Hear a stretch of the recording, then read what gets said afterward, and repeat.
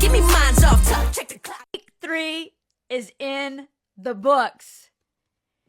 And who's standing at 3-0? The Vikings, the Chiefs, the Seahawks, and the Steelers. What? Yes. And what do they all have in common?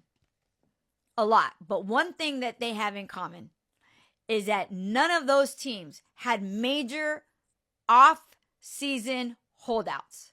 Just saying. And we're going to talk about all of it. We're going to talk about the Dallas and the Ravens. We're going to talk about the Niners and the Rams. We're going to talk about the Raiders who lost to the Panthers, the worst team in the NFL statistically, with a new quarterback vet behind the O-line at home. Heads are rolling, people. Heads are rolling. But let's start with last night's game, Sunday night. For the life of me, I cannot understand why teams don't realize that when you play the Chiefs, you have to have an almost perfect game. And I know that that's very hard to do. But why make it harder on yourself?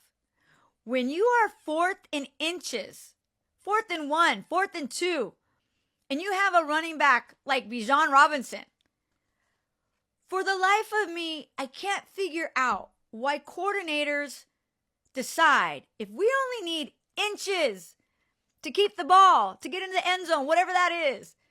Why on earth do we, instead of going straight, decide to go left? Decide to go right? It's beyond me. Let's look at the Eagles for 1 second. Whenever they had 4th and 1, 4th and inches, and I say had, maybe they're still doing it. I'm just saying, like, in general, like, you go straight. You go up the middle, up the gut. You get behind your O-line, your center. You do whatever that gap, whatever, but you go straight. 4th and inches. And you went left. And you lost the game. Now, granted, last night, in my opinion, there was an obvious pass interference by the Chiefs in the end zone, and the Falcons did not get the call. And people are getting really, I won't say tired but the Chiefs penalties are on spotlight for the NFL. Let's just say that. And I have to believe that the NFL needs to look at this, and we have to be able to review pass interferences or something in the end zone, because it's just affecting the play. Like, what is happening? And in the last 2 minutes, you know, how was that not looked at? Especially when they kept playing it for us over and over. If I was if I was an Atlanta Falcons fan, I would have been beside myself last night. And I've been there, by the way. As a fan, I think all of us has experienced a non-call or a call that hasn't gone your way that has affected the game. We have all experienced that. But I also live by, hey, as a coach, as a team, as a player, we have to always look at our part, because we cannot control people, places, or things, and that includes refs. So I have to control what I can control. And what I can control is 4th and inches. Go straight. Why are we going to the left, people? Why? Anyway, let's get into it. The backup quarterbacks yesterday getting the dubs. Malik Willis and the Green Bay Packers take it from the Titans. And you got Justin Fields, who has his Steelers and Mike Tomlin at 3-0, while Russell waits. Now, this is going to be interesting. I don't think when and if Russell gets better, I don't think you can put him in right now. You just can't. Why would you do that? Your team is gelling. Justin Fields is I think improving over time. And he has a lot to prove. So And the defense with J.J. Watt, I mean, the Steelers have something to be excited about. But still a lot of ball left. We're still early, right? So some teams peak early, and then bam, they start losing in the middle of the season, towards the end. So let's talk about the Raiders. I did not watch the entire game, but I did see Antonio Pierce's press conference. And what he said was this, cryptic, right? As the game went on, there were some individuals that made business decisions. So we'll make business decisions going forward as well. That was from Antonio Pierce, the head coach of the Raiders. What that sounds like to me is that somebody went rogue and did some things without his consent during the game. Don't know what it is yet. Have no idea. I'm sure it's something that we'll hear about. Maybe we'll hear some rumblings about what that means. Maybe there'll be some benchings. I don't know. But losing to the Panthers with Dalton's debut is just, not something that I'm sure they were happy about at home, right? So heads are going to roll in Las Vegas. And speaking of heads rolling, let's get back to the Dallas Cowboys and the Ravens. You see CeeDee Lamb on the sidelines. Give me the effing ball. You hear Dak at the press conference being asked, what about that chemistry between you and CeeDee? What's going on there? And he's like, dude, if I knew, I'd fix it. I don't know. I have to go back to the tape. Then you have Jerry Jones saying, when he was asked, why didn't you guys sign Derrick Henry? Why didn't you do that? And he says, because it wasn't feasible. Okay, but you signed Ezekiel Elliott for 1 year for $3 million. If you would have saved that $3 million, found another 13, maybe 10 million, who knows what Derrick would have signed for to play for the Cowboys. That just seemed like that. It just made sense to me. Because Dallas' issue right now is that they can't run the ball and they can't stop the run. It's a dual problem. So that's just another something to watch. Now let's get to it. Let's talk 49ers Rams. What a game. It's always a battle. No matter what the wins and losses are for either team, whenever these two teams play each other, it's just a divisional rivalry game, and it feels like it. It feels like a wild card game or something, and despite all the Niners in the stands, probably 85% of that stadium was red yesterday, and it didn't help the Niners. The Niners lost at the end of the game, fourth quarter, devastating loss. You have injuries on both sides of the ball, both sides of the teams. Literally, the Rams had almost their whole O-line gone. Both their wide receivers are gone. The Niners had they had CMC, the best freaking running back in the league, wasn't playing. Tight end George Kittle's out. Deebo Samuel, wide receivers out. Just everybody's out. So what that does is it really gives you an even matchup, to be honest. And the Niners can't even say that it was an away game because it was pretty much a home game. Literally a home game. So for the Niners to lose this game is going to be one that stings and could be one to come back and bite you down the end because it was a divisional game.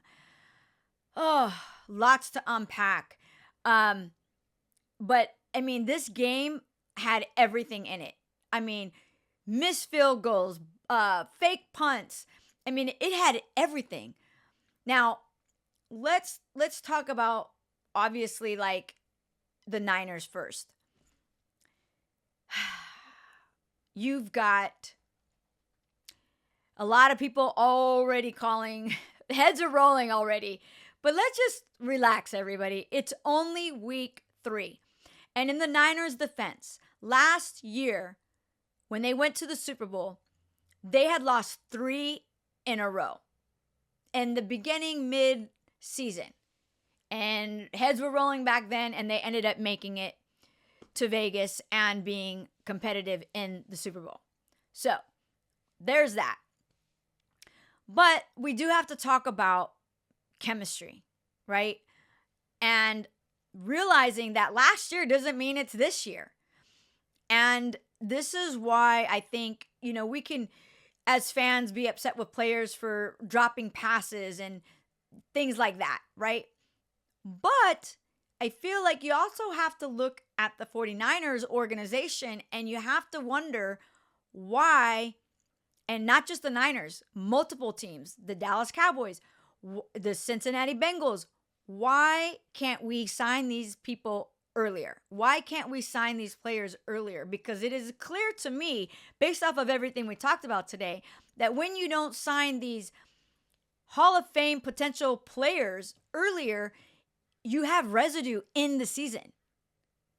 And right now, Brock and Brandon Ayuk had amazing chemistry last year.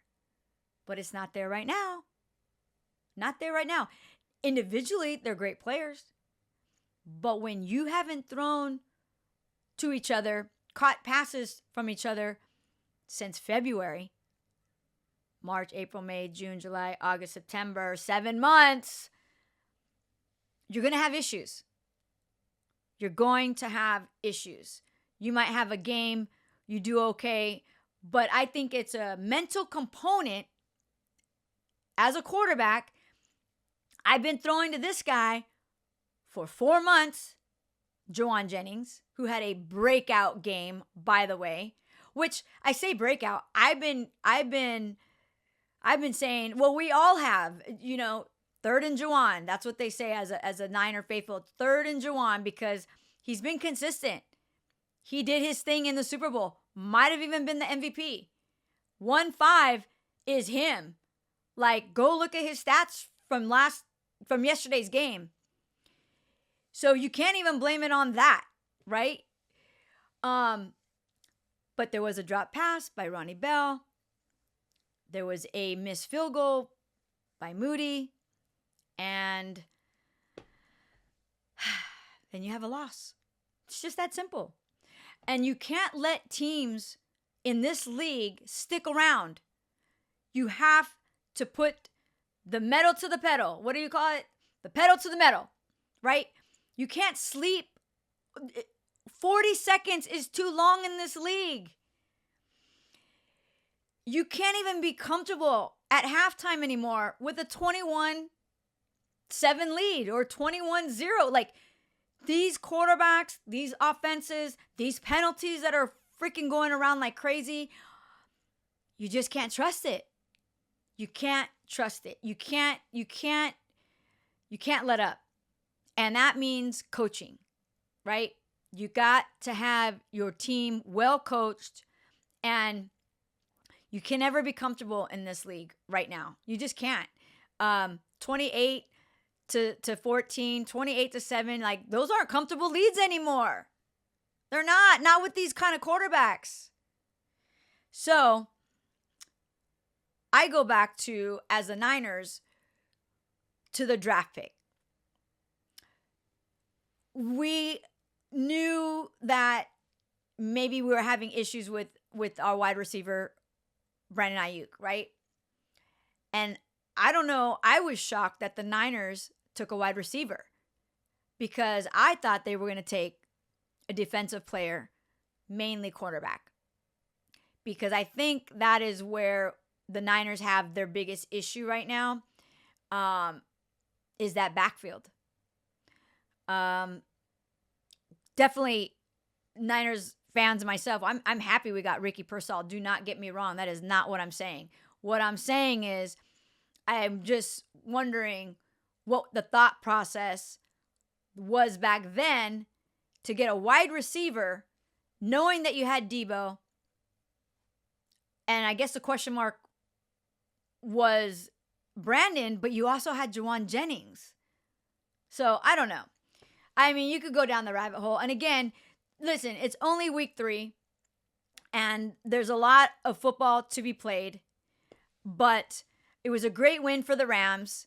They really saved their season, and I will tell you what, one play can change it all, right? And that one play, in my opinion, that one play yesterday was that fake punt. That fake punt. They were back in the game. They scored a touchdown, and that's on special teams. So for some of the newbies that might be listening, there's 3 parts of this, of 3 like teams on one team. It's your offense, your defense, and your special teams. And your special teams is like the kickoffs and punt returns and things like that. And all 3 phases really have to be locked in, at least 2 out of 3, to get wins in the NFL. So a lot of football to be played.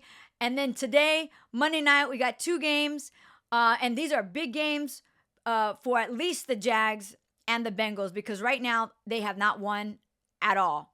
So for them to go 0-3, that's going to be bad news. So the Jags versus the Bills, and the Washington Commanders versus the Bengals tonight. Be on the lookout for that. These guys need to win. The Jags have to win. The Bengals with, Joe Burrow. Joe Shiesty needs a win. So it's going to be a great Monday night. And as always, keep it sexy. Ow! I can walk that walk, I can talk that talk. Give me minds off top. Check the clock.